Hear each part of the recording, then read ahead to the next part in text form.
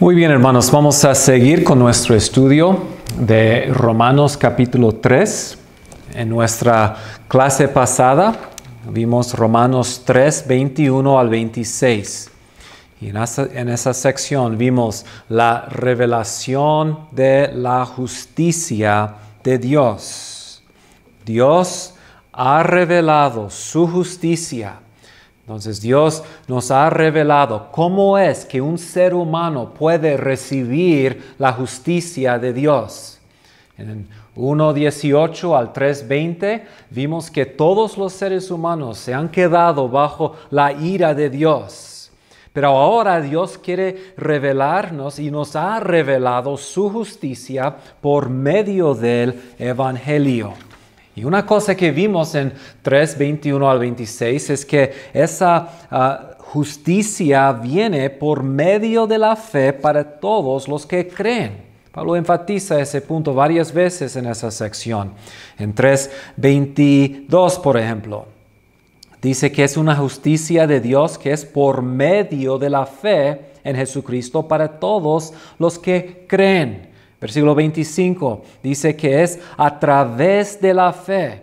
Versículo 26 es al que tiene fe en Jesús. Es esa persona que será justificada. Entonces Pablo sigue en versículos 27 al 31 hablando de la fe y de la importancia de la fe. Y aquí enfatiza varias cosas. Primero, enfatiza que la fe excluye la jactancia. Versículo 27. ¿Dónde pues está la jactancia? Queda excluida. ¿Por cuál principio?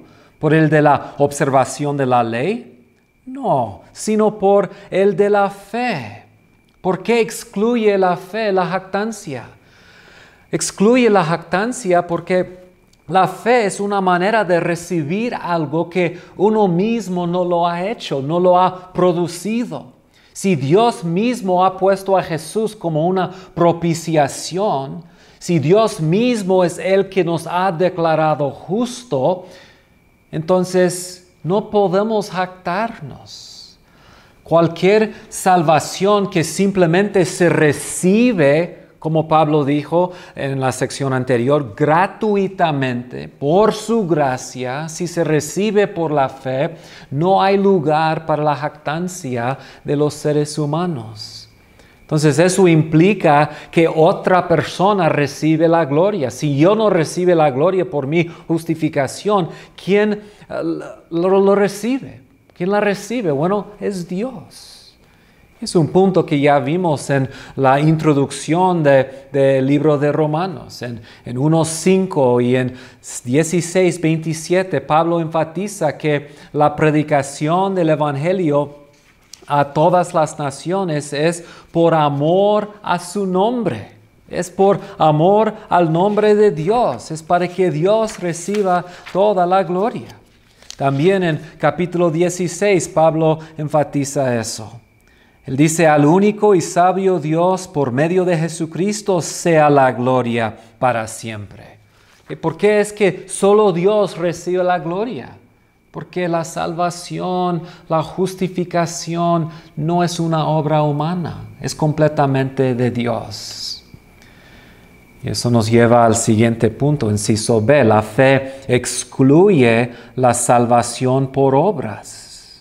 No podemos contribuir ninguna sola cosa. 3:28. Porque sostenemos que todos somos justificados por la fe, no por las obras que la ley exige. Y inciso C. La fe abre la puerta a la inclusión de los gentiles.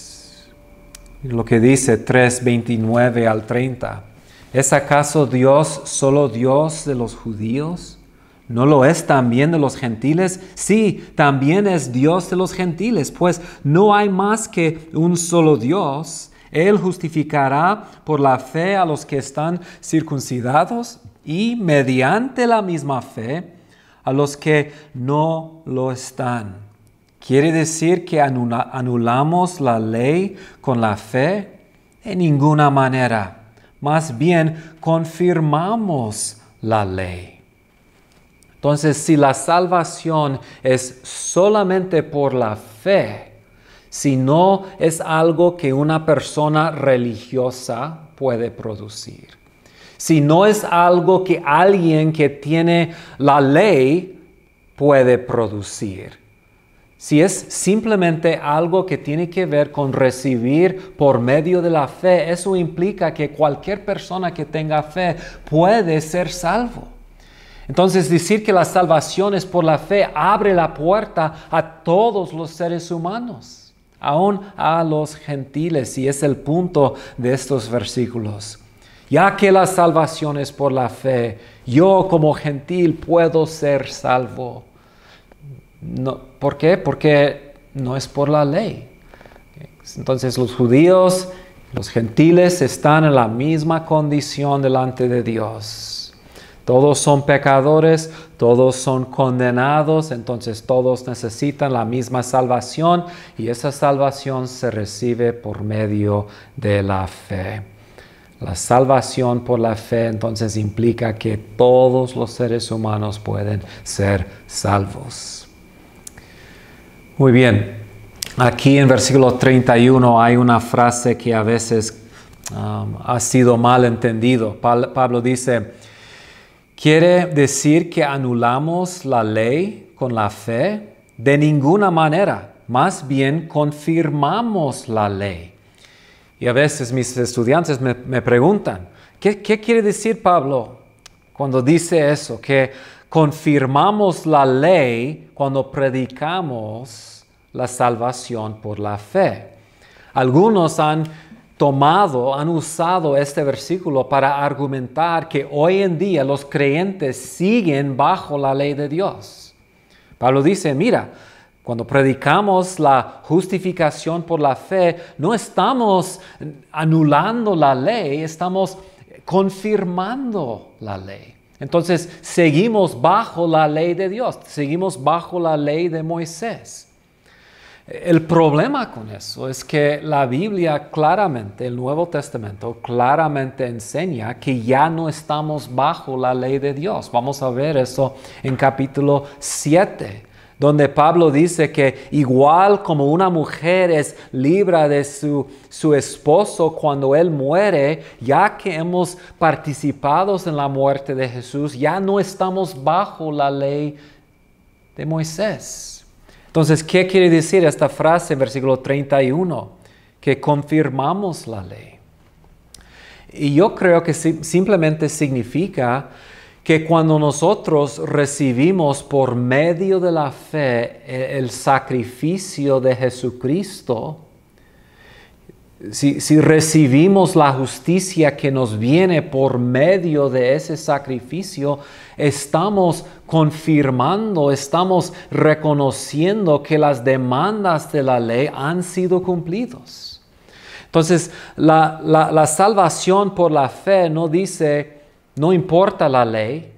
La ley no tiene ningún propósito, ninguna parte en lo que Dios está haciendo. No, ¿de dónde viene la demanda por el sacrificio de Jesucristo? ¿Por qué tenía que ser sacrificado Jesús? Tenía que morir. ¿Por qué? Porque la ley dice, la paga del pecado es la muerte.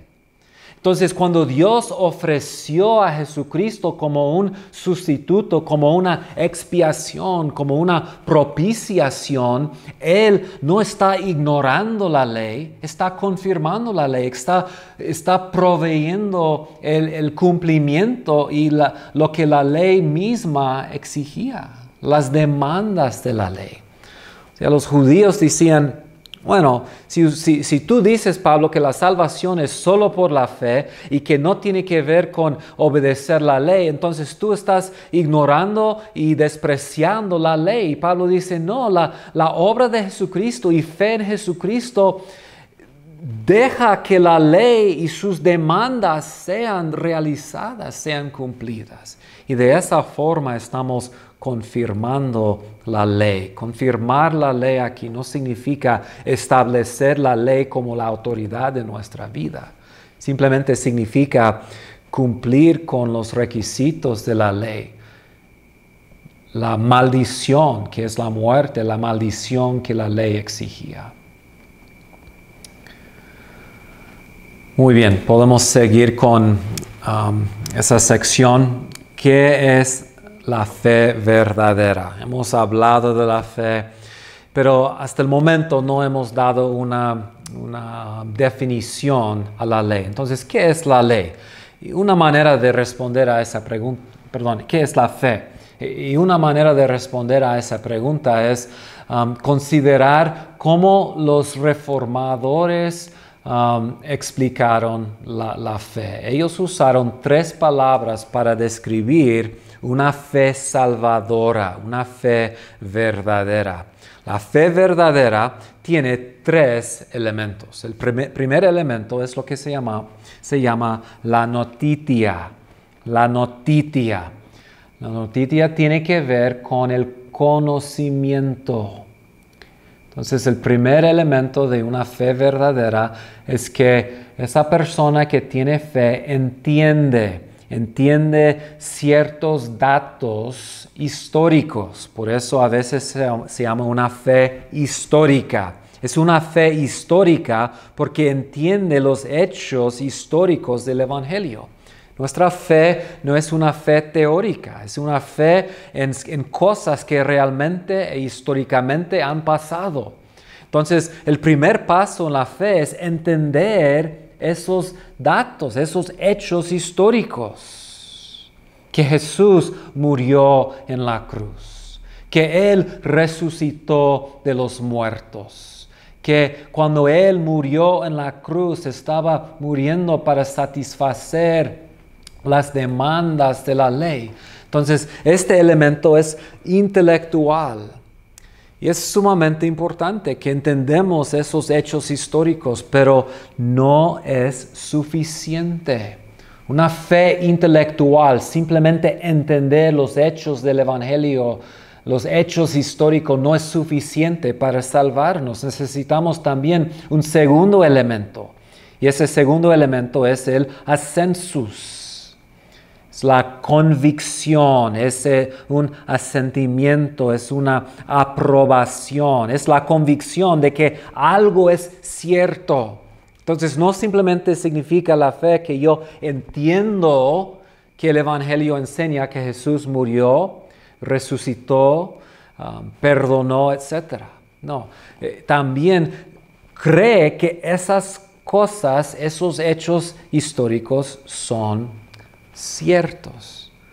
Entonces, una fe intelectual, un conocimiento bien importante, pero no suficiente. Convicción, creencia de que algo es cierto, también importante, pero tampoco es suficiente.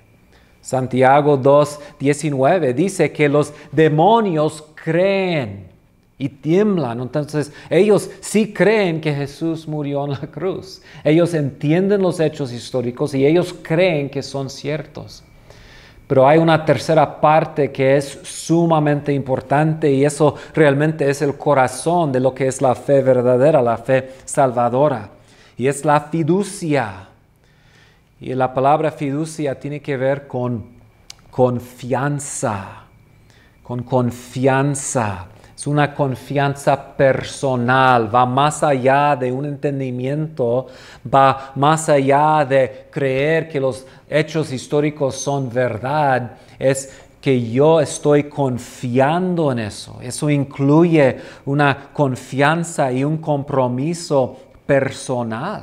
Me gusta como Pablo lo dice en 2 de Timoteo 1:12. Pero yo sé en quien he creído. Entonces, ¿en qué ha creído Pablo? Bueno, dice, estoy convencido, o sea, tengo esa fe, esa convicción ¿de qué? De que Él es poderoso para guardar mi depósito. ¿Okay? O lo que le he confiado hasta aquel día. Entonces, la fe que es fiducia no solamente cree en los hechos históricos, sino confía en Dios y pone su vida, destino eterno en las manos de Dios. Confía en Jesucristo de tal manera que está entregando su vida a las manos de Dios, de Jesucristo. Quizá alguna vez han jugado ese juego donde tienes que ponerte de pie con tu espalda hacia un amigo y tienes que caer hacia atrás en los brazos de tu hermano o tu amigo para que él te agarra. ¿Okay?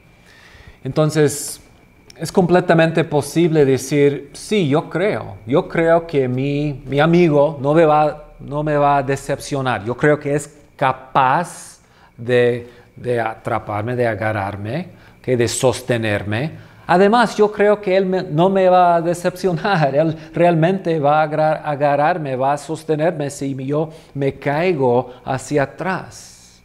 Entonces, sí creo intelectualmente, sí creo, tengo la convicción de que Él lo hará. Pero la verdad es que no he confiado en mi amigo hasta que yo me caigo hacia atrás para que Él me agarre. No he confiado en Él. Y sin ese elemento no existe la fe verdadera y salvadora. Uno puede decir que cree en Jesús, puede creer y estar de acuerdo de que Jesús murió por sus pecados, puede explicar muchos puntos teológicos, muchas doctrinas acerca de la salvación y de la teología del Evangelio, pero hasta que se ha entregado completamente en las manos de Dios, no ha confiado en Él y no tiene una fe salvadora. Pablo cree que Dios es poderoso, pero no solamente cree de una manera intelectual.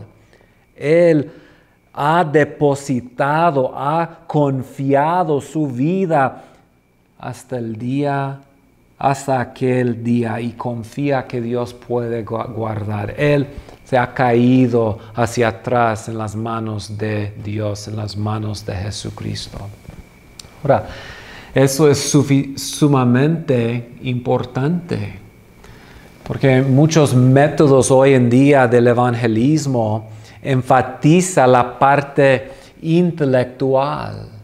Las personas predican que Jesús murió por nuestros pecados, que Jesús murió en la cruz y animan a las personas a confiar, a creer y dicen, mira, repiten esa oración después de mí y serán salvos. Y realmente están produciendo simplemente una fe intelectual, pero eso no significa que la persona realmente está entregando su vida en las manos de Dios, en las manos de Jesucristo. Sin ese elemento no existe una fe verdadera. Entonces esa fe es una fe exclusiva. ¿Okay? No puede ser que estoy confiando en Jesús y estoy confiando en mi propio desempeño, mi propia familia cristiana, en los santos, en mis obras religiosas. Si he depositado mi vida, mi alma en Dios, en Jesucristo, y estoy confiando realmente en Él, no queda lugar para confianza en otra cosa. Entonces la fe verdadera sí incluye ese elemento intelectual, además incluye convicción, pero finalmente es una confianza, es un depósito en las manos de Jesucristo. Sección C o punto C, capítulo 4. Abraham fue justificado por la fe, no por la ley. Abraham fue justificado por la fe, no por la ley. Como ya hemos visto, es importante para Pablo que él demuestre que la salvación o el evangelio que él predica no es algo original con Pablo. No es algo que él ha inventado, sino que es un evangelio ortodoxo. Y él siempre está en este libro regresando al Antiguo Testamento para demostrar que lo que él está predicando es bíblico. Entonces Pablo acaba de demostrar y argumentar que la justificación es por la fe. Y ahora en capítulo 4 se va a apoyar, va a demostrar esa idea con la historia de Abraham. Lo que dice capítulo 4, versículos 1 al 3. ¿Qué pues diremos que halló Abraham, nuestro padre según la carne? Porque si Abraham fue justificado por las obras, tiene de qué gloriarse, pero no para con Dios. Porque, ¿qué dice la Escritura? Creyó Abraham a Dios y le fue contado por justicia. Versículo 16. Por tanto, es por fe, para que sea por gracia, a fin de que la promesa sea firme para toda su descendencia. No solamente para la que es de la ley, sino también para la que es de la fe de Abraham, el cual es Padre de todos nosotros. Entonces Pablo aquí quiere enfatizar el papel y la importancia de la fe en la salvación. Y va a usar otra vez la vida de Abraham para demostrar ese punto. Y también de la vida de Abraham nos va a explicar unas cosas más acerca de lo que es la fe y cómo funciona la fe. Eso va a ser en los últimos versículos de este capítulo. Capítulo 4 es una exposición teológica de la vida de Abraham. De hecho, es un estilo, y los comentaristas a veces notan que lo que tenemos aquí en este capítulo es muy parecido a lo que es el Midrash, que era comentario judío del Antiguo Testamento. Los judíos muchas veces usaron el Antiguo Testamento y hicieron comentarios sobre el Antiguo Testamento para hacer aplicación para su propio día. Entonces Pablo está usando ese método de interpretación para argumentar que la justificación es por la fe. Vamos a notar varios puntos teológicos en esta sección. Número 1. La historia de Abraham demuestra que la salvación siempre ha sido por fe. Que la salvación siempre ha sido por fe. Es importante que Pablo demuestre que su mensaje de justificación por la fe, no por obras, tiene su fundamento bíblico y que siempre ha sido así. No cambió la cosa con la muerte de Jesucristo. No es que antes de Cristo la salvación fue por la ley y ahora después de Cristo la salvación es por la fe. No, la salvación siempre ha sido por la fe. 4, 1 y 2. Entonces, ¿qué diremos en el caso de nuestro antepasado Abraham? En realidad, si Abraham hubiera sido justificado por las obras, habría tenido de qué jactarse, pero no delante de Dios.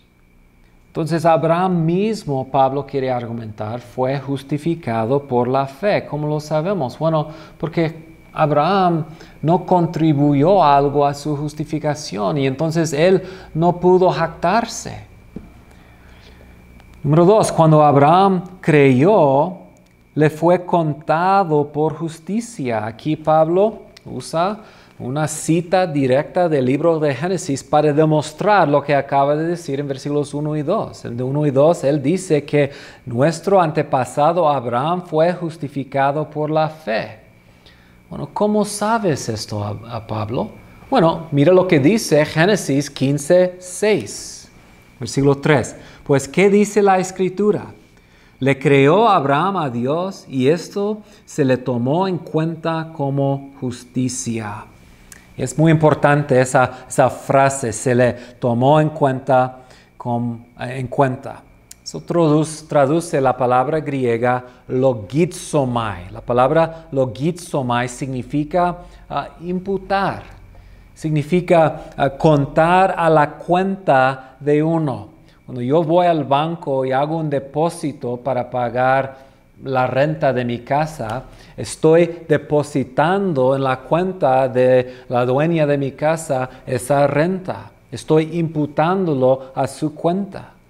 Entonces, en el contexto bíblico se refiere al acto de imputar la justicia a la cuenta de uno. Eso es la justificación. Eso es, recuerden lo que aprendió Martín Lutero.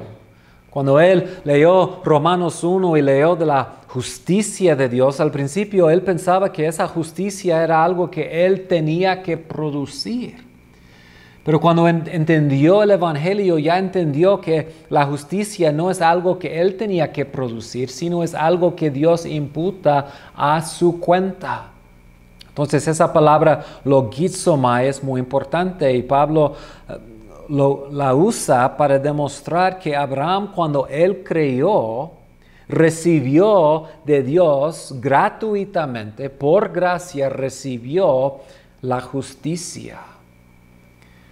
Y Pablo, punto 3, entonces sigue diciendo que la imputación de la justicia por fe demuestra que no es por obras. Ahora bien, cuando alguien trabaja, no se le toma en cuenta, es logizomai, ¿okay? No se le toma en cuenta el salario como un favor, sino como una deuda, ¿okay? Es imputada ese pago, ese salario por su trabajo. ¿Por qué motivo? ¿Por qué razón? Bueno, porque ha trabajado. ¿Okay? Sin embargo, al que no trabaja, sino que cree en él que justifica al malvado, se le toma en cuenta la fe como justicia. Logizomai. Dios pone en nuestra cuenta la justicia de Jesucristo. Y eso es lo que Pablo está viendo en la vida de Abraham. Ahora, el uso de esa palabra logizomai también causa que Pablo piense en otro caso, otro ejemplo del Antiguo Testamento, y es la experiencia de David. La experiencia de David también confirma que la justicia es imputada por la fe. Versículos 6 y 7.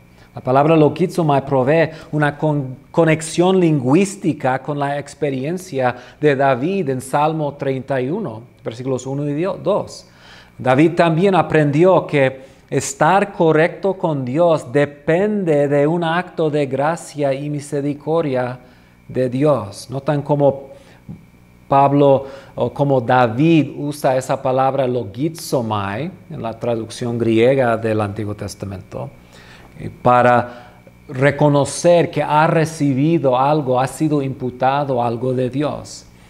David dice lo mismo cuando habla de la dicha de aquel a quien Dios le atribuye, o sea, logizomai, justicia sin mediación de las obras. Dichosos aquellos a quienes se les perdonan las transgresiones y se les cubren los pecados. Dichoso aquel cuyo pecado el Señor no tomará en cuenta, no logizomai, no va a contarlo a su cuenta. Entonces David está alabando a Dios y agradeciendo a Dios porque él ha experimentado eso.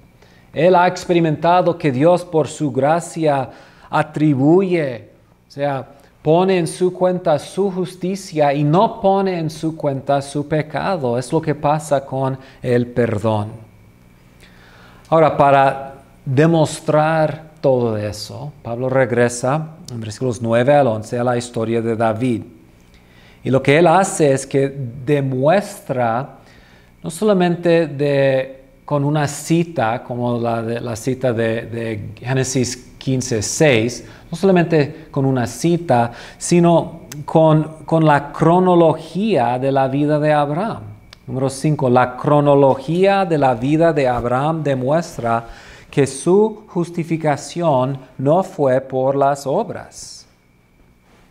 Lo que dice versículos 9 al 11. ¿Acaso se ha reservado esta dicha solo para los que están circuncidados? Entonces la pregunta ¿es posible que esa bendición de recibir la justificación como un regalo por la gracia de Dios que es solo para los circuncidados? ¿Acaso no es también para los gentiles? Hemos dicho que a Abraham se le tomó en cuenta la fe como justicia. Entonces Abraham fue justificado por la fe. ¿Okay? Pero ¿cuándo pasó eso en la vida de Abraham? Versículo 10. ¿Bajo qué circunstancias sucedió eso? ¿Fue antes o después de ser circuncidado? Antes y no después. Es más, cuando todavía no estaba circuncidado, recibió la señal de la circuncisión como sello de la justicia que se le había tomado en cuenta por la fe. O sea, su punto es, si observamos la vida, la cronología de la vida de Abraham, podemos ver que Abraham fue justificado, Génesis 15:6, fue justificado por la fe antes de ser circuncidado. Ahora, lo que Pablo está haciendo aquí es parecido a algo que él hizo en el libro de Gálatas. En Gálatas también él usa la cronología de la vida de Abraham y la cronología del Antiguo Testamento para demostrar que Abraham no fue salvo por la ley. En Gálatas él nota que cuando Abraham fue justificado por la fe, eso fue 430 años antes de que entró la ley. Entonces, claramente, Abraham no fue justificado por medio de la ley. Fue justificado por la fe y la ley viene muchos años después. Entonces, aquí en Romanos, él hace algo parecido. Es poco diferente. Okay, entonces aquí no habla tanto de la ley, sino de la circuncisión. Y su pregunta es, ¿cuándo en la vida de Abraham fue circuncidado? Y lo que él nota es que en la vida de Abraham, ese evento de su circuncisión ocurrió después de Génesis 15:6 y la justificación de Abraham por la fe. Entonces notan aquí en esta línea de tiempo. Vamos a empezar en Génesis 12, la llamada y la obediencia de Abraham, cuando Dios por primera vez llamó a Abraham de Ur. En ese tiempo la Biblia dice que Pablo tenía 75 años. Si avanzamos a capítulo 15, el capítulo en el cual Pablo es justificado, él cree y es justificado, sabemos que en ese tiempo Pablo tenía menos de 85, 86 años. Y lo sabemos porque en capítulo 16 tenemos la historia de Agar y el pecado que Abraham cometió con Agar y el nacimiento del hijo de Agar, que es Ismael. Capítulo 16 nos dice que Abraham tenía 86 años cuando nació Ismael. Entonces eso implica que la justificación de Abraham por la fe en capítulo 15 fue antes de eso, por lo menos un año antes. Entonces Pablo probablemente tenía 85 años o menos en ese tiempo. Entonces, ¿cuándo fue circuncidado Abraham? Bueno, ese evento ocurre en capítulo 17. Okay. Ocurre en capítulo 17 y eso es por lo menos 14 años después, cuando Abraham tiene 99 años. Entonces el punto es que Abraham fue justificado por la fe antes de 86 años, pero no fue circuncidado hasta 99 años. Y entonces su conclusión es que la fe, no las obras o la circuncisión, es la base de la imputación de la justicia por Dios. La circuncisión solo fue una señal de la justicia que él había recibido por fe. Entonces, un punto muy importante en el argumento de Pablo. Podemos ver cómo él está haciendo aquí la exégesis usando citas específicas de la vida de Abraham, pero también usando un argumento de la cronología de la vida de Abraham. Y todo el punto es para demostrar que la circuncisión no tenía nada que ver con la justificación de Abraham. Y ahora Pablo quiere sacar otro punto importante de este hecho de la justificación de Abraham por la fe. Número 6. La justificación de Abraham por la fe lo hace el Padre de todos los que creen. Entonces, si él fue justificado por la fe, lo que Pablo dice es que todos que siguen a Abraham y todos que son justificados por la fe son hijos de Abraham. Mira cómo él argumenta el punto. Romanos 4:11, perdón. Por tanto, Abraham es padre de todos los que creen, aunque no hayan sido circuncidados, y a estos se les toma en cuenta su fe como justicia. Y también es padre de aquellos que, además de haber sido circuncidados, siguen las huellas de nuestro padre Abraham, quien creó cuando todavía era circuncidado. Entonces, Abraham no solamente es el hombre que Dios escogió para llevar a cabo sus planes de traer redención al mundo. No es solamente el hombre que Dios escogió para llevar esa familia, ese linaje piadoso. ¿Okay? También Él es el patrón. Que Él es el patrón que uno tiene que seguir para experimentar esa redención. Entonces el punto aquí es que ser hijo de Abraham no es un asunto de ser descendiente físico de Abraham o de ser circuncidado.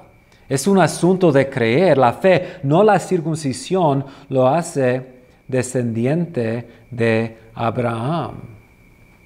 Y es algo que vimos en capítulo 2. Pablo no niega que es importante ser judío. Su pregunta es, ¿quién es un judío verdadero? Aquí Pablo no niega que es importante ser hijo de Abraham. Aquí su pregunta es, ¿quién es el hijo de Abraham? Y él dice que un hijo de Abraham no es alguien que tiene circuncisión necesariamente. Un hijo de Abraham es alguien que tiene o no tiene circuncisión. Eso no importa, pero es una persona que sigue las huellas de Abraham y cree como Abraham creyó. Porque Abraham provee para nosotros el patrón de cómo uno recibe esa justificación. Número 7. Las promesas de Dios a Abraham demuestran que siempre fue el plan de Dios que los gentiles fueran hijos de Abraham por la fe. Ese punto es sumamente importante, no solamente para entender la justificación y la salvación, sino para entender quiénes somos nosotros y qué parte tenemos nosotros en la gran obra de Dios en la salvación. Y uno de los puntos aquí de Pablo es parecido al argumento en Gálatas capítulo 3. En Gálatas capítulo 3, Pablo demuestra que siempre fue el plan de Dios justificar a los gentiles. Él dice ahí en Gálatas 3 que Dios predicó a Abraham el evangelio cuando él le dijo: por medio de ti serán bendecidas todas las naciones. Eso era, Pablo dice, la predicación del evangelio, porque cuando Dios le dijo eso a Abraham, su plan, su intención era justificar a los gentiles. La bendición de Abraham para las naciones en Génesis 12, 1 al 3, es la justificación de los gentiles por la fe. Y aquí Pablo argumenta algo parecido, que siempre ha sido el plan de Dios incluir a los gentiles en ese grupo de la descendencia de Abraham. Otra vez, quiero enfatizar este punto. El punto no es que ser descendiente de Abraham no es importante. El punto es qué clase de hijo de Abraham tiene uno que ser. Y el punto es que no es un asunto de ser descendiente físico, es un asunto de ser descendiente espiritual. Inciso A. Abraham es heredero del mundo, no por la ley, sino por la fe. Mira lo que dice versículo 13. En efecto, no fue mediante la ley como Abraham y su descendencia recibieron la promesa de que él sería heredero del mundo. La palabra mundo ahí es cosmos, sino mediante la fe, la cual se le tomó en cuenta como justicia. Ahora, una pregunta, ¿cuándo le dijo Dios a Abraham que Abraham sería heredero de todo el mundo? Porque cuando leemos el libro de Génesis, le dijo, tú serás heredero de ese pedazo de tierra. Pero lo que Pablo está reconociendo aquí es que las promesas iniciales de Abraham han sido extendidos y cubren toda la tierra. Él no solamente es heredero de una nación grande. Su herencia va a incluir mucho más y vemos eso con otras promesas del Antiguo Testamento. Por ejemplo, las promesas a David. David fue prometido la misma tierra, la tierra que le fue prometido a Abraham. Pero cuando leemos los Salmos podemos ver que esa promesa es extendida y ya no es simplemente del mar hasta el río, es del mar hasta los confines de la tierra. Entonces, los autores del Nuevo Testamento ven una expansión de las promesas del Antiguo Testamento. La herencia de la tierra fue una parte importante de las promesas que Dios le hizo a Abraham. Génesis 12, 13, 15, 18 a 17, etc. Ahora, Dios nunca le dijo a Abraham que heredaría la tierra entera, o sea, el mundo, el cosmos. Pero igual como la promesa de una descendencia se ha expandido para incluir las naciones, la promesa de la herencia de la tierra de Canaán ahora incluye la herencia de todo el mundo. Esta promesa y herencia no vino por la ley, sino por la fe. Es que podemos ver en Gálatas 3, 17 y 18. Lo que quiero decir es esto. La ley que vino 430 años después no anula el pacto que Dios había ratificado previamente. De haber sido así, quedaría sin efecto la promesa. Si la herencia se basa en la ley, ya no se basa en la promesa. Pero Dios se la concedió gratuitamente a Abraham mediante una promesa. Okay, esa herencia viene por medio de la fe. Entonces, ¿en qué sentido se ha expandido? Bueno, primero, la promesa incluye no solamente un pedazo de tierra, sino toda la tierra. Y el cumplimiento final de eso será la nueva creación, la nueva tierra, los nuevos cielos. Pero también incluye no solamente la herencia de una nación grande. Inciso B, Abraham es padre de muchas naciones por la fe. Capítulo 4, versículos 16 y 17. Por eso la promesa viene por la fe, a fin de que por la gracia quede garantizada para toda la descendencia de Abraham. ¿Quién es esa descendencia de Abraham? Esta promesa no es solo para los que son de la ley, sino para los que son también de la fe de Abraham, quien es el Padre que tenemos en común, literalmente el Padre de todos nosotros, delante de Dios. Tal como está escrito, te he confirmado como Padre de muchas naciones. Una cita de Génesis 17:5. Así que Abraham creyó en el Dios que da vida a los muertos y que llama las cosas que no son como si ya existieran. Entonces, esta promesa se cumple ¿cómo? Tenemos una cita del Antiguo Testamento, Génesis 17, que dice: tú serás padre de muchas naciones. Según Pablo, ¿qué es el cumplimiento de esa promesa? Es la salvación de nosotros, de las naciones. ¿Quiénes son las muchas naciones? Nosotros son las muchas naciones.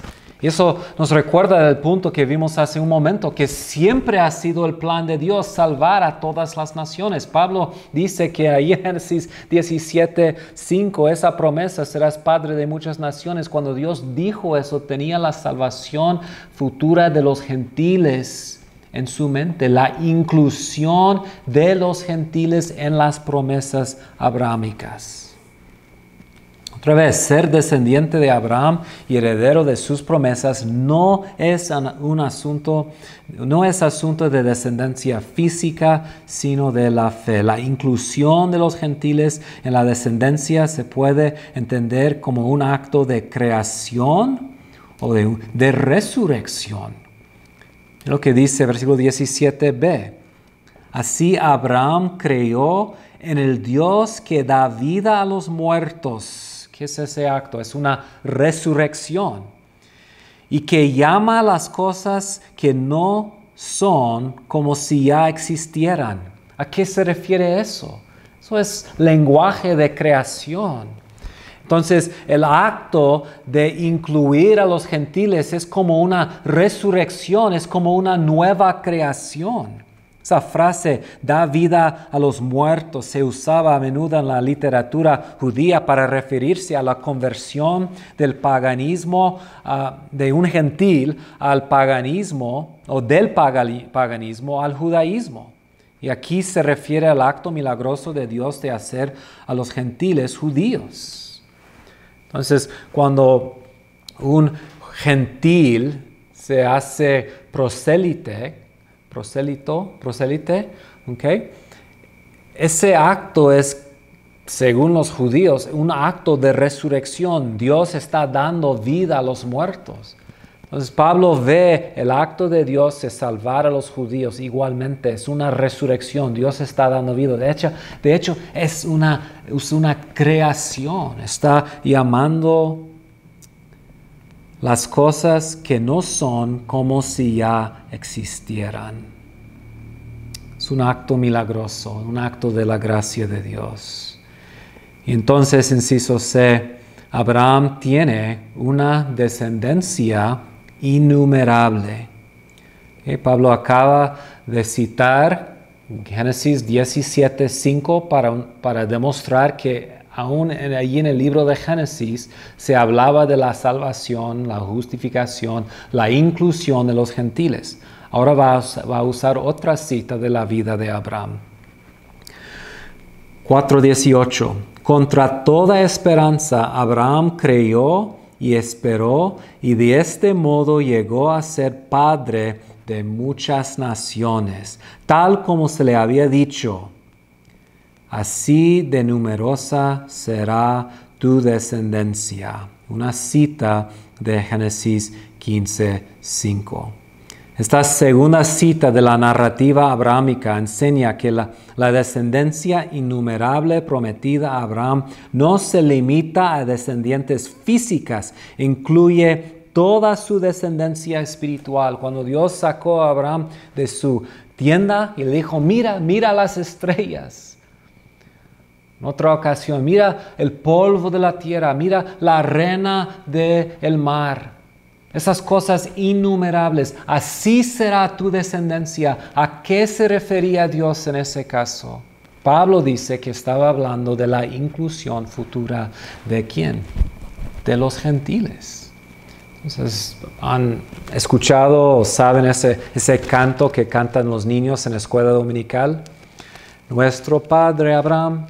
¿Okay? No sé cómo va en español, pero el punto es que somos hijos. Yo soy un hijo de Abraham. Ese canto de niños es bíblico. Somos hijos, somos descendientes de Abraham.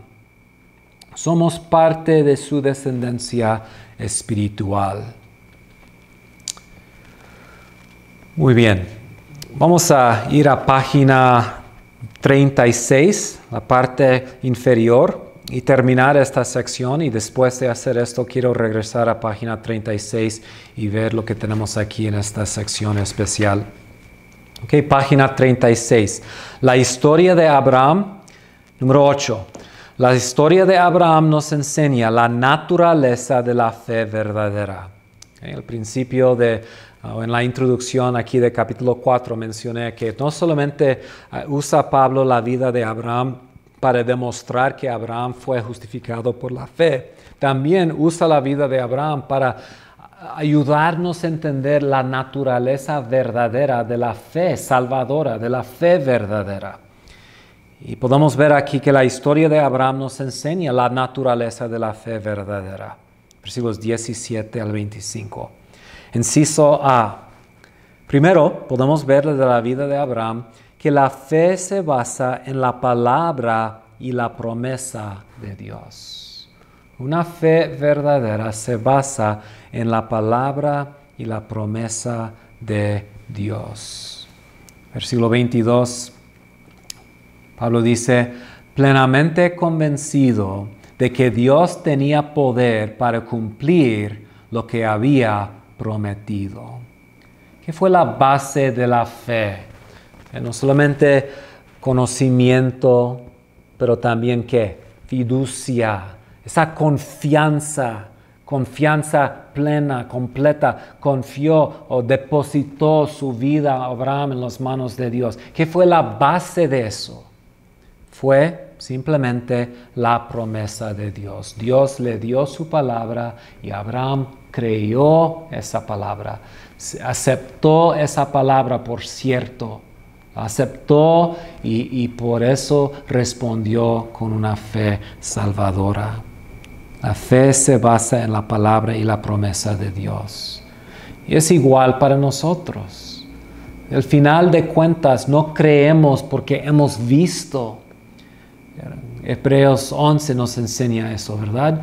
Que la fe verdadera es una fe que no puede ver. Confía en lo que ha escuchado, ha oído. Simplemente ve por los ojos de fe, no por los ojos físicos. Además, inciso B, la fe verdadera se basa en el carácter y la naturaleza de Dios. La palabra de Dios no tiene valor y no es cosa de confianza si no sale de una persona cuya naturaleza es confiable. Entonces, Abraham creyó en la palabra de Dios porque creyó en el carácter de Dios. Versículo 17. Abraham creyó en Dios. ¿Cuál Dios? ¿Cómo es Dios? Bueno, Dios que da vida a los muertos y que llama las cosas que no son como si ya existieran. Eso fue lo que Abraham estaba haciendo cuando él creyó que Dios le proveería a un hijo. ¿Proveería Dios a un hijo de quién? De un hombre casi muerto, o sea, físicamente, sexualmente muerto. De su esposa también muerta, físicamente, sexualmente. Versículo 21, plenamente convencido de que Dios tenía el poder para cumplir lo que había prometido. El Dios que llamó de la nada ese cosmos, esa creación, es el mismo Dios que puede llamar de la nada ¿qué? Un hijo del cuerpo seco y muerto de Abraham y de su esposa. La fe verdadera se basa en la palabra de Dios, se basa en el carácter y la naturaleza de Dios. Inciso C, la fe verdadera es fuerte. Es una fe fuerte y sigue creciendo. Ahora, lo que es bonito, lo que es bueno saber es que no era una fe perfecta. A veces Abraham, tenía sus fracasos de fe. Pero es una fe que fue creciendo y siendo fortalecida.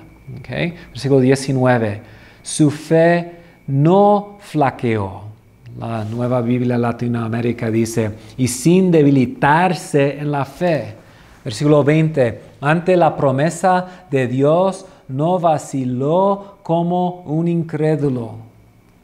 También versículo 20, se fortaleció en fe, dando gloria a Dios. Versículo 21, plenamente convencido de que Dios tenía poder para cumplir lo que había prometido.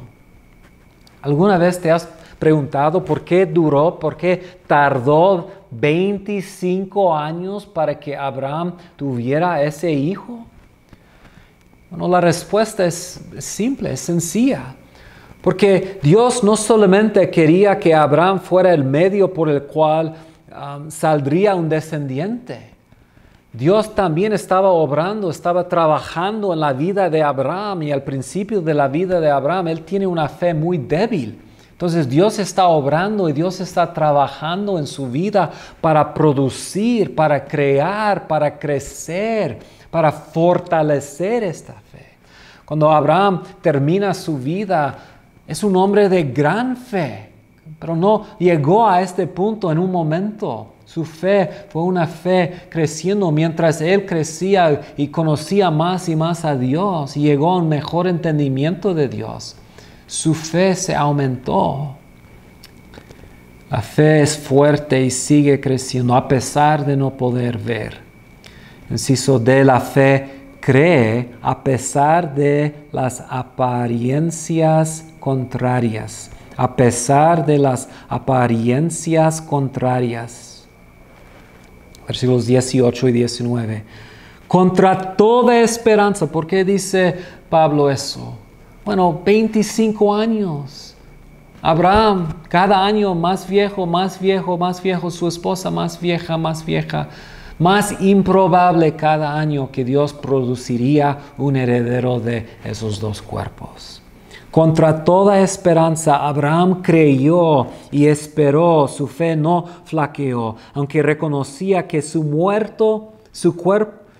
cuerpo estaba como muerto, pues ya tenía unos 100 años, y que también estaba muerta la matriz de Sara. Entonces, a pesar de las apariencias físicas, él seguía creciendo, y así es una fe verdadera. Así debe ser nuestra fe. Inciso E, los beneficios de la fe para Abraham se extienden a cualquier persona que cree como Abraham creyó. Versículos 23 al 25. Y esto de que se le tomó en cuenta no se escribió solo para Abraham, sino también para nosotros. Dios tomará en cuenta nuestra fe como justicia, pues creemos en aquel que levantó de entre los muertos a Jesús nuestro Señor. Él fue entregado a la muerte por nuestros pecados y resucitó para nuestra justificación. Entonces Pablo, después de hablar de la vida de Abraham, toma unos pasos atrás para aplicar lo que hemos visto en la vida de Abraham a nosotros, a sus lectores allí en la iglesia en Roma. Y él dice, igual como Abraham fue justificado por la fe, nosotros somos justificados por la misma fe. Como Abraham creyó en el Dios que levanta a los muertos, nosotros también creemos en el mismo Dios que levantó a nuestro Señor Jesucristo de los muertos. Hemos puesto nuestra fe en Él, igual como Abraham puso su fe en Él. Y así Pablo concluye su gran argumento de Romanos 1 al 4. El argumento es que aunque la ira de Dios se ha revelado, esa ira ha caído, ha venido sobre los seres humanos, esa condenación por la pecaminosidad humana. Por medio del Evangelio, Dios ha revelado una justicia que viene por medio de la fe. Quiero hablar un poquito acerca de la relación entre los judíos cristianos y la nación judía. En página 35 tenemos una sección que se llama La identidad de la descendencia de Abraham en el nuevo pacto. Uno de los problemas o preguntas más persistentes en la historia de la teología ha sido la relación entre los judíos cristianos e Israel. ¿Qué es la relación entre los gentiles cristianos y la nación de Israel y las promesas que Dios hizo con la nación de Israel? Existen sistemas de teología que enfatizan y que argumentan que existen dos pueblos de Dios, a veces dos planes de Dios distintos. Entonces, lo que hemos estado viendo aquí en el libro de Romanos, en Romanos 2 y especialmente aquí en Romanos 4, nos ayuda con esta pregunta. Entonces, quiero hacer un pequeño ejercicio de teología sistemática para ver varios pasajes en los escritos de Pablo que nos ayuden a entender la relación que la iglesia tiene con Israel. Página 35. Romanos indica que la obra de Dios en Jesucristo y el establecimiento del nuevo pacto ha resultado en una redefinición radical de lo que significa ser judío y heredero de las promesas de Abraham. La enseñanza y la explicación de esta verdad fue una parte muy importante en el ministerio del apóstol Pablo, especialmente en su ministerio como el gran apóstol de los gentiles. Y lo que vamos a ver en esta sección es que la tarea que tenía Pablo era ayudar a los gentiles a entender su inclusión en Israel, el pueblo de Dios. Entonces vamos a ver varios pasajes con varios puntos. Entonces, inciso A. Los gentiles, Pablo dice, los gentiles se han incluido completamente en la herencia judía. Vamos a comenzar aquí en Efesios 3. En Efesios 3, Pablo está hablando de su propio ministerio y él dice, sin duda, se han enterado del plan de la gracia de Dios que Él me encomendó para ustedes. Entonces Dios había dado a Pablo una responsabilidad. Versículo 6. Es decir, entonces tiene que explicar ciertas cosas. Es decir, que los gentiles son, junto con Israel, beneficiarios de la misma herencia, miembros de un mismo cuerpo y participantes igualmente de la promesa en Cristo Jesús mediante el Evangelio.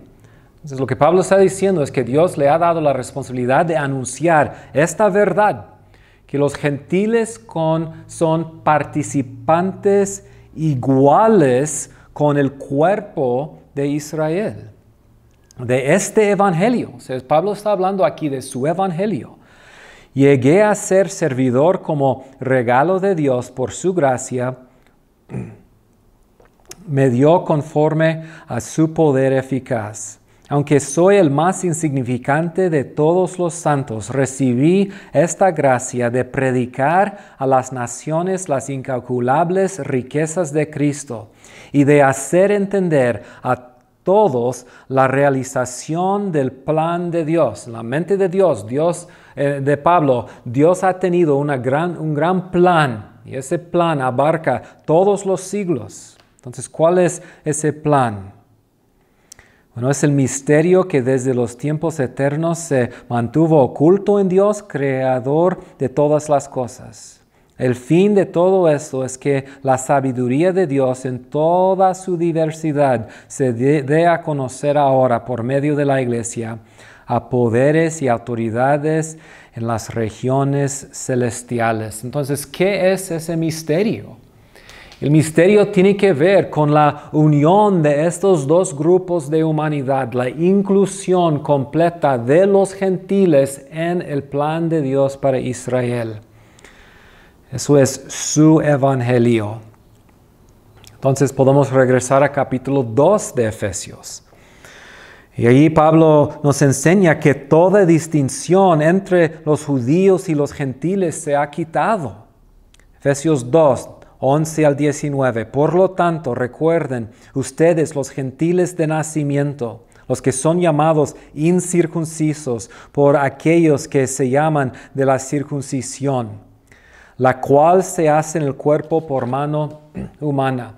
recuerdan que en ese entonces, y lo que podemos ver en este pasaje es un contraste entre el tiempo pasado y lo que era cierto para los gentiles en tiempos pasados y lo que está pasando ahora.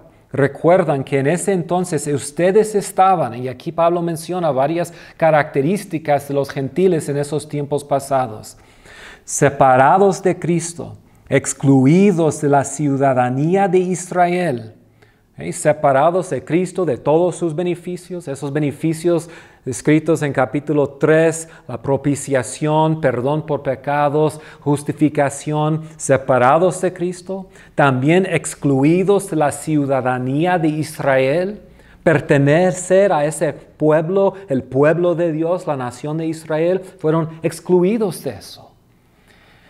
Y ajenos de los pactos de la promesa, todos esos pactos, el pacto abrámico, el pacto davídico, el nuevo pacto, separados de esos pactos. Y entonces sin esperanza y sin Dios en el mundo.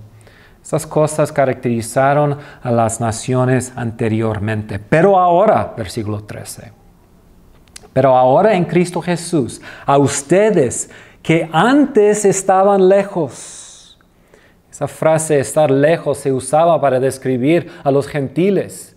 Los judíos eran los que estaban cerca a Dios y los gentiles estaban lejos. Entonces, ustedes antes estaban lejos. Dios los ha acercado mediante la sangre de su sacrificio, la sangre de Cristo. Porque Cristo es nuestra paz. Entonces, ¿qué ha hecho Jesucristo para los gentiles? Cristo es nuestra paz. De los dos pueblos ha hecho uno solo, derribando mediante su sacrificio el muro de enemistad que nos separado. Pues anuló la ley con sus mandamientos y requisitos. Esto lo hizo para crear en sí mismo de los dos pueblos una nueva humanidad, literalmente un nuevo hombre, al hacer la paz, para reconciliar con Dios a ambos en un solo cuerpo, unir a los dos en un solo cuerpo, un solo y nuevo hombre, mediante la cruz, por la que dio muerte a la enemistad. Él vino y proclamó paz a ustedes que estaban lejos y paz a los que estaban cerca. Pues por medio de Él tenemos acceso al Padre por un mismo Espíritu.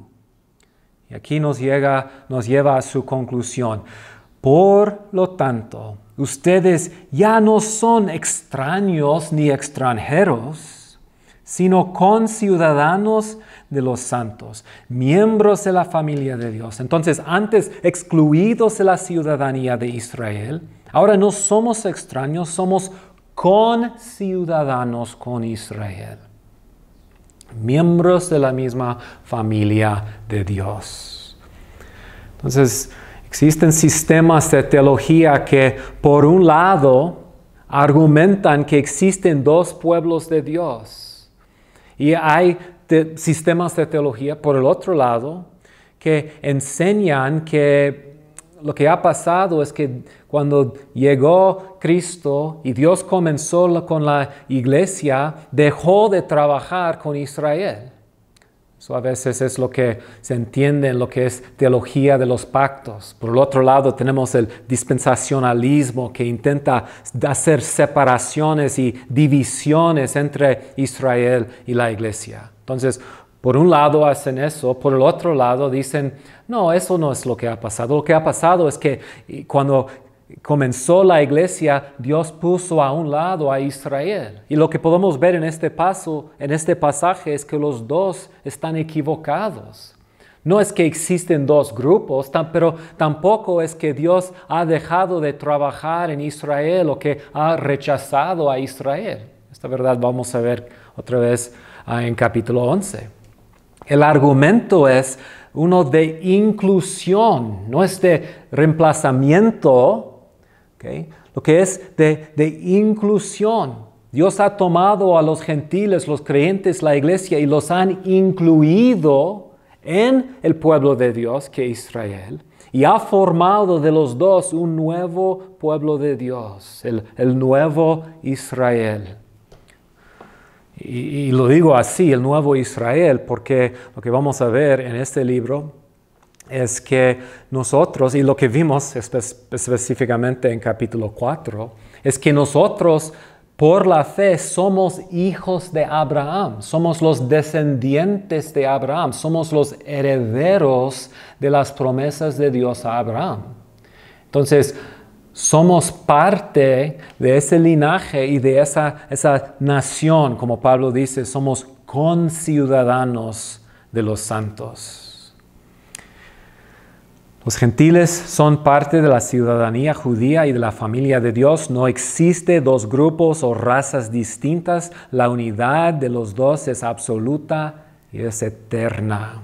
No es un paréntesis en el plan de Dios, la iglesia. Desde la cruz de Cristo, cuando Él quitó toda distinción entre los dos y hizo de los dos un solo grupo, eso nunca se va a cambiar. El dispensacionalismo antiguo, viejo, enseñaba que los dos grupos, Israel y la iglesia, tenían un destino eterno. Decían que el destino eterno de Israel es estar en la nueva tierra y el destino eterno de la iglesia es estar en el cielo. ¿Okay? Bueno, abandonaron esa idea hace muchos años. Y es el mismo punto que vimos en Romanos capítulo 2, inciso C. Un judío verdadero es el que tiene la circuncisión del corazón. Romanos 2, 28 y 29. Lo exterior no hace a nadie judío, ni consiste la circuncisión en una señal en el cuerpo. No, el verdadero judío. ¿Qué es un verdadero judío? Lo es interiormente. ¿Qué significa ser un judío? No significa ser un descendiente físico de Abraham. Significa ser un descendiente espiritual. La circuncisión es la del corazón. Es la obra del nuevo pacto. La que realiza el Espíritu, no el mandamiento escrito. Al que es judío, así lo alaba Dios y no la gente. Entonces, inciso D. Los gentiles creyentes, juntos con los anteriormente rebeldes judíos, han sido hecho el pueblo de Dios. Romanos 9, 23 al 26. ¿Qué si lo hizo para dar a conocer sus gloriosas riquezas a los que eran objeto de su misericordia y a quienes de antemano preparó para esa gloria? Esos somos nosotros, a quienes Dios llamó no solo de entre los judíos, sino también entre los gentiles. Así lo dice Dios en el libro de Oseas: llamaré mi pueblo a los que no son mi pueblo, y llamaré mi amada a la que no es mi amada. Versículo 26. Y sucederá que en el mismo lugar donde se les dijo, ustedes no son mi pueblo, serán llamados hijos del Dios viviente. Dos citas del libro de Oseas. Y es interesante que en el libro de Oseas Dios estaba diciendo a Israel, ustedes no son mi pueblo. Por haber rompido, haber desobedecido el pacto, quedan fuera del pacto, fuera de los beneficios del pacto. Ahora no son pueblo de Dios, pero Oseas profetiza que un día Dios regresará y hará una nueva obra en el corazón de la nación de Israel para hacer a Israel una vez más su pueblo. Y aquí Pablo toma ese pasaje que hablaba de la inclusión o la reinclusión futura de Israel en el plan de Dios. Usa los mismos pasajes para hablar también de la inclusión futura de los gentiles que no era pueblo, pero ahora son pueblo de Dios. Eso aplica a los dos grupos. Los judíos, mientras estén bajo la maldición del antiguo pacto, no se consideran el pueblo de Dios. Oseas profetizó el día en que la nación dejará su rebelión y regresaría a la posición de hijos y pueblo. Y Pablo también aplica esas promesas a los gentiles creyentes. Y es algo que también vamos a ver en capítulo 11 de Romanos. Pablo niega en Romanos 9 al 11 que Dios ha desechado, que Dios ha rechazado la nación de Israel. Y él ilustra lo que Dios está haciendo para formar su pueblo con un árbol, un olivo. ¿Okay? Y él dice que por su desobediencia, por estar bajo la maldición del pacto, Israel, como ramas naturales, han sido, ¿qué? Han sido quitadas. ¿Okay? Pero Dios en su gracia, como ha traído salvación a los gentiles, ¿qué ha hecho Dios? No ha sembrado un nuevo árbol. ¿Okay? ¿Qué ha hecho? Ha injertado esas ramas silvestres ¿en qué? En el mismo olivo. Y un día Dios va a volver a trabajar en esa nación desobediente, los judíos, ¿y qué va a hacer con ellos? Y otra vez, no va a sembrar otro árbol. Los va a injertar en el mismo olivo, indicando que la unidad de la nación o el pueblo de Dios, que todos son participantes de las mismas promesas, las mismas bendiciones. Podemos ver lo que Pablo entiende aquí en el inciso E también. Los descendientes y herederos de Abraham son los que creen y están en Cristo. ¿Okay? ¿Quiénes son miembros del pueblo de Dios? ¿Quiénes son los hijos de Abraham? ¿Quiénes participan en el verdadero Israel? Gálatas 3, 6 al 9. Así fue con Abraham. Le creyó a Dios y esto se le tomó en cuenta como justicia. Una cita otra vez de Génesis 15, 6. Por lo tanto, sepan que los descendientes de Abraham son ¿quién? Son aquellos que viven por la fe. En efecto, la Escritura, habiendo previsto que Dios justificaría por la fe a las naciones, anunció de antemano el Evangelio a Abraham. Por medio de ti serán bendecidas todas las naciones. Esa frase, según Pablo, representa el Evangelio. Por medio de ti serán bendecidas las naciones. Es el cumplimiento del plan de Dios de un día justificar a los gentiles por la fe. Así que los que viven por la fe son bendecidas junto con Abraham, el hombre de fe. Que es lo que vimos en Romanos 4. Y recuerdan que en Romanos 4 Pablo usa citas de Génesis como serás padre de muchas naciones. Así como las estrellas serán tu descendencia para argumentar la inclusión de los gentiles en la descendencia de Abraham. Mira lo que dice en Gálatas capítulo 3. Ya no hay judío ni griego, esclavo ni libre, hombre ni mujer, sino que todos ustedes son uno en Cristo Jesús. Y si ustedes pertenecen a Cristo, son la descendencia de Abraham y herederos según la promesa. Nosotros como gentiles son descendencia de Abraham y herederos, coherederos con la nación de Israel. Inciso F. La circuncisión verdadera. ¿Quiénes son? Son los que confían en Cristo. En Filipenses, Pablo está hablando a creyentes que están siendo perseguidos por judíos, por los judíos incrédulos. Y sabemos que los judíos normalmente llamaron a los gentiles perros. Entonces Pablo toma eso y los advierte de los verdaderos perros. Ahora no son los gentiles, según Pablo, son los ¿qué? Los judíos. Filipenses 3:2. Cuídense de esos perros, cuídense de esos que hacen mal, cuídense de ellos que mutilan el cuerpo. Ahí hablando de la mutilación del cuerpo en la circuncisión. Ten cuidado de esas personas, los judíos que los están persiguiendo. Porque la circuncisión, ¿quiénes somos? Somos nosotros. Los que por medio del Espíritu de Dios adoramos, nos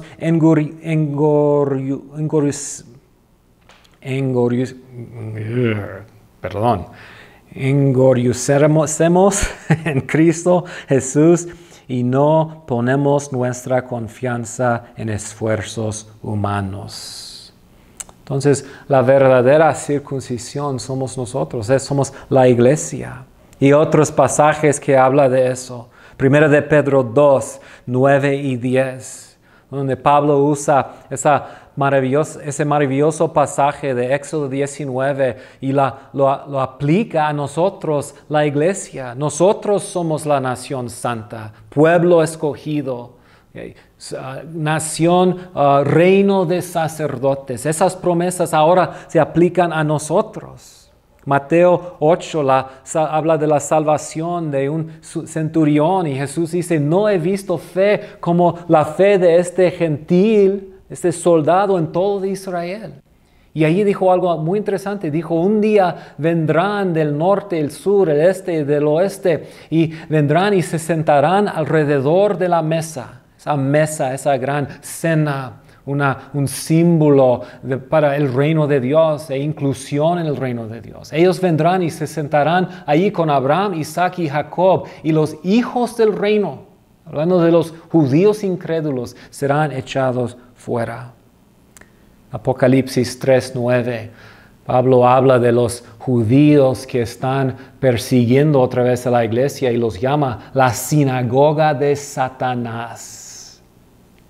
El punto es que los verdaderos judíos, el pueblo real de Israel ahora, no es una nación física, es el cuerpo de la humanidad, la descendencia espiritual de Abraham, el cuerpo de la humanidad que por la fe participan en todos esos beneficios del pacto abrahámico. Entonces, esta verdad es sumamente importante en la formación de nuestra teología. Para tener una teología bíblica correcta y exacta, para tener una teología bíblica que entiende bien la relación entre los dos testamentos, tenemos que entender estas verdades. Muy bien.